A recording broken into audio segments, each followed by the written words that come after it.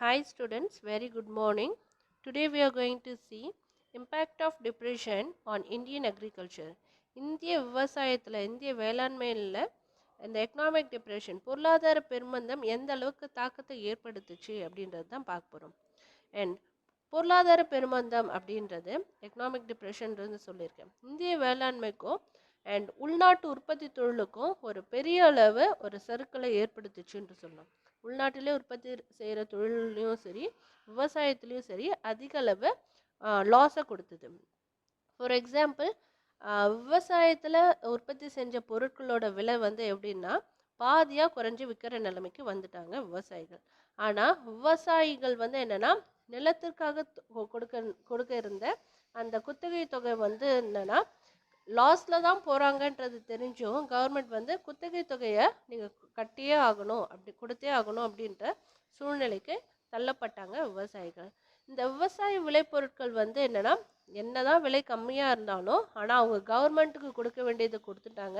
கவர்மெண்ட்டுக்கு டேக்ஸாக நம்ம இப்போ பே பண்ணுறோம். பட் அந்த டைமில் பிரிட்டிஷ் இருந்த பீரியடில் என்னாங்கன்னா டேக்ஸாக வாங்கினோன்னா அவங்க விளைவிச்ச பொருளை அவங்க கவர்மெண்ட்டில் பாதி கொடுத்துடும், மீதி பாதி தான் அவங்க விற்று லாபம் பார்க்கணும்.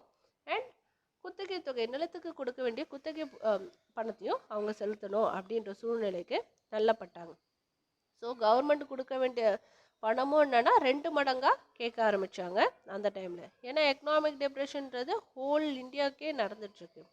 ஸோ இந்திய விவசாயிகள் என்ன பண்ணாங்க, பொருள் உற்பத்தியாளர்களும் இந்திய விவசாயிகளும் எப்படி நம்ம வாழறது அப்படின்றதுக்காக என்ன பண்ணுறாங்க, வாழறதுக்கு தேவையான பொருட்கள் கூட அவங்கக்கிட்ட இல்லாத சூழ்நிலையில் அவங்கக்கிட்ட இருந்த தங்கம் வெள்ளி இது எல்லாத்தையும் விற்று அது மூலயமா விவசாயம் செய்யலாம் அப்படின்னு நினச்சாங்க. ஆனால் விலைவாசியில் ஏற்பட்ட மிகப்பெரிய வீழ்ச்சினால இந்திய தேசியவாதிகள் வந்து என்னென்னா உள்நாட்டு பொருளாதாரத்தை பார்க்கணும் அப்படின்ற கோரிக்கையை விவசாயிகள் இந்திய தேசியவாதிகள் கிட்ட முன் வச்சாங்க.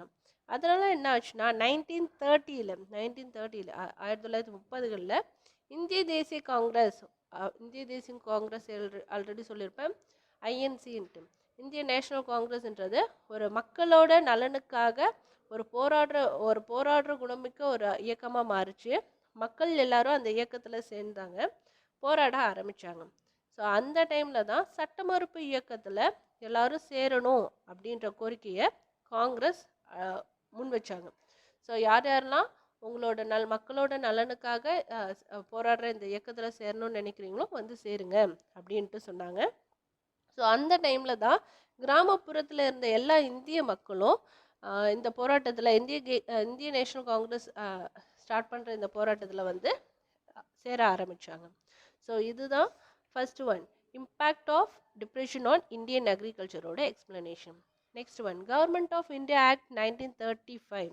அதாவது 1935ல் இந்திய அரசியலமைப்பு சட்டம் அப்படின்றது கொண்டு வந்தாங்க. அது எதனாலன்றது தான் பார்க்க போகிறோம். பிரிட்டிஷ்க்கும் இந்திய தேசியவாதிகளுக்கும் ஒரு சமாதானம் செய்யணும். ஏன்னா அவங்க போராட்டம் புரட்சின்ட்டு ஈடுபட ஆரம்பிச்சிட்டாங்க. எல்லா மக்களும் அவங்க கூட சேர ஆரம்பிச்சிட்டாங்கன்றது தெரிஞ்சவொடனே என்ன பண்ணாங்கன்னா பிரிட்டிஷ் வந்து இந்தியன் நேஷனல் காங்கிரஸ்க்கும் பிரிட்டிஷ்க்கும் ஒரு சமாதானம் படுத்தணும் அப்படின்றதுக்காக சமாதானம் செய்ய வேண்டிய ஒரு கட்டாயத்தில் இருந்தாங்க. அதுக்காக தான் 1935ல் கவர்மெண்ட் ஆஃப் இந்தியா ஆக்ட், இந்திய அரசியலமைப்பு சட்டம் அப்படின்றத ஒன்று கொண்டு வந்தாங்க.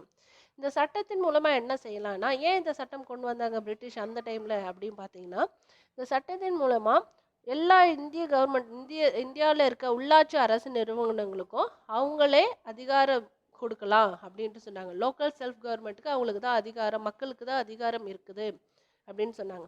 ஸோ நேரடியாக அவங்க தேர்தலை நடத்தி யார் யார் வேட்பாளர்களை நியமித்து மக்களே அவங்களோட பிரதிநிதிகளை தேர்ந்தெடுத்துக்கலாம் அப்படின்ற அதிகாரத்தை வழங்கியது தான் கவர்மெண்ட் ஆஃப் இந்தியா ஆக்டை கொண்டு வந்தாங்க. இந்த சட்டத்தின் அடிப்படையில் நடத்தப்பட்ட தேர்தலில் அதிக அளவு மாகாணங்களில் இந்திய தேசிய காங்கிரஸ் வந்து யாருமே எதிர்பார்க்காத அளவுக்கு நிறைய மாகாணங்களில் வின் பண்ணி ஆட்சி அமைக்கலாம் அப்படின்ட்டு போனாங்க. இருந்தாலும் மக்களால் தேர்ந்தெடுக்கப்பட்ட காங்கிரஸ் தான் அமைச்சரவை பதவியில் ஏற்று நடத்தினாங்க. ஆனால் கவர்மெண்ட் என்ன பண்ணுச்சுன்னா, பிரிட்டிஷ் அரசாங்கம் என்ன பண்ணுச்சுன்னா, மக்களால் தேர்ந்தெடுக்கப்பட்ட காங்கிரஸ் அமைச்சர்களை கேட்காமலேயே இந்தியாவும் செகண்ட் வேர்ல்டு வாரில் பார்ட்டிசிபேட் பண்ணும் அப்படின்ட்டு சொல்லிட்டாங்க. இரண்டாம் உலகப் போரில் இந்தியாவும் கலந்துக்கும் அப்படின்ட்டு சொன்னதுனால ஐஎன்சி இந்தியன் நேஷனல் காங்கிரஸ் வந்து அவங்களுடைய ராஜினாமா செய்ய வேண்டிய கட்டாயத்துக்கு இருந்தாங்க. ஏன்னா அவங்க கிட்ட கேட்காமலேயே பிரிட்டிஷ் ஒரு அனௌன்ஸ்மெண்ட் கொடுத்துட்டாங்க. ஸோ அதுக்கு எதிர்ப்பு தெரிவிக்கிற விதமாக போய் பேசினாங்க. நாங்கள் எதுவுமே சொல்லலையே, நீங்கள் எப்படி செகண்ட் வேர்ல்டு வாரில் இந்தியாவை கலந்துக்க பார்ட்டிசிபேட் பண்ண வைப்பீங்க அப்படின்றத கேட்டாங்க.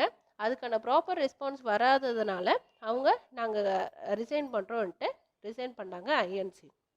ஸோ இதுதான் கவர்மெண்ட் ஆஃப் இந்தியா ஆக்ட் 1935ல் நடந்ததுக்கான explanation. And next one, anti colonial movements in Africa. ஆஃப்ரிக்காவில் காலனிய எதிர்ப்பு இயக்கங்கள் எப்படி உருவாச்சு அப்படின்றது தான் பார்க்க போகிறோம். First one, colonisation of Africa. ஆஃப்ரிக்காவில் குடியேற்றங்கள் எப்படி ஆஃப்ரிக்காவில் எப்படி குடியேறினாங்க மக்கள் அப்படின்றது தான் பார்க்க போகிறோம். ஃபஸ்ட்டு ஆஃப்ரிக்காவில் கடற்கரை பகுதிகளில் 16th செஞ்சுரியில் அண்ட் லேண்டை வந்து என்னென்னா இடத்தை ஆய்வு செய்யறதுக்காக நிறைய பேர் ஒரு சில இடங்களில் யூரோப்லேருந்து குடியேறினவங்க தான் ஆஃப்ரிக்காவில். ஃபஸ்ட்டு 16th செஞ்சுரியில் இடத்தை ஆய்வு செய்யறதுக்காக ஃபஸ்ட்டு அங்கே போனவங்க யூரோப்பியன்ஸ், அவங்க தான் அங்கே குடியேற ஆரம்பித்தாங்க. ஆனால் என்ன ஆச்சுன்னா 19th செஞ்சுரி வரைக்கும் 19th செஞ்சுரியோட last end of the session வரைக்கும் என்னென்னா ஆஃப்ரிக்காவோட உள்பகுதி இன்டீரியர் பார்ட் வந்து யாருக்குமே தெரியாத அளவுக்கு இருந்தது. ஸோ ஆஃப்ரிக்கானா நிறைய காடு பகுதிகள் இருக்கும், எல்லாமே தெரியும். ஸோ ஆஃப்ரிக்காவை சுற்றி இருக்க நிலப்பகுதிகளில் ஆக்கிரமிப்பு செய்ய ஆரம்பித்தாங்க, குடியேற ஆரம்பித்தாங்க மக்கள் யூரோப்பியன்ஸ். ஆனால் இன்டீரியர் பார்ட் உட்பகுதியில் என்ன இருக்குதுன்றது வெளி உலகத்துக்கு இன்னமும் தெரியாமல் போச்சு. அதுவும் என்னென்னா 1875க்கு அப்புறம் என்னென்னா யூரோப்பியன்ஸ்க்கு வந்து என்னென்னா காலனி ஆதிக்கம் அங்கே உருவாக்க ஆரம்பித்தாங்க. அங்கே வந்து இங்கிலாண்டும் ஜெர்மனியும் நிறைய காலனைசேஷன் பண்ணியிருப்பாங்க ஆஃப்ரிக்காவில். அது ஃபர்ஸ்ட் வேர்ல்டு வார் நடக்கிறப்ப ஃபர்ஸ்ட் லெசனில் சொல்லியிருப்பேன். ஸோ அந்த டைமில் தான் என்ன பண்ணுவாங்க, 1875க்கு அப்புறம் யூரோப்பியன்ஸ் காலனைசேஷன் அந்த இடத்துல உருவாக்க ஆரம்பிப்பாங்க. 1884 1885 இந்த 1 இயரில் இருந்தேன்னா பெர்லின் காலனிய மாநாடு அப்படின்ற ஒன்று மாநாடு நடந்தது. பெர்லினில் காலனிய மாநாடு அப்படின்றது நடந்தது. அது காலனைசேஷன்லாம் யாரெல்லாம் வச்சுருக்காங்களோ அதிக அளவு காலனிய ஆதிக்க சக்திகளாக இருக்கிற நாடுகளும் அதில் பார்ட்டிசிபேட் பண்ணாங்க. அதில் ஆஃப்ரிக்காவை எங்களுடைய செல்வாக்கு மிக்க பகுதியாக மாற்றணும்ன்ட்டு அந்த கான்ஃபரன்ஸில் பெர்லின் காலனிய மாநாட்டில் பேசினாங்க, டிஸ்கஸ் பண்ணாங்க. ஆனால் இந்த காலனிய மண்டங்களாக மாற்றணுன்ற முடிவு தீர்மானிக்கப்பட்டது. ஆனால் ஆங்கிலேயருக்கும் பிரிட்டிஷ்க்கும் சவுத் ஆஃப்ரிக்காவில் இருக்கிற போயஸ்க்கும் இடையே ஒரு போர் ஏற்பட்டது. அதனால் இந்த தீர்மானம், ஸோ அவங்க என்ன பண்ணாங்க, ஆஃப்ரிக்காவை அவங்களோட கட்டுப்பாட்டுக்குள்ளே கொண்டு வரணுன்ட்டு ஒரு தீர்மானம் செஞ்சு வச்சுருந்தாங்க.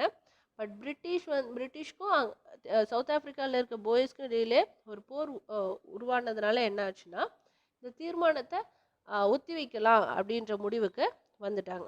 யார், ஆஃப்ரிக்காவில் இருக்கிறவங்க, ஆஃப்ரிக்காவில் இருக்க காலனைசேஷனுக்குள்ள வந்தவங்க எல்லாமே இந்த தீர்மானத்தை ஒத்தி வைக்கலாம்.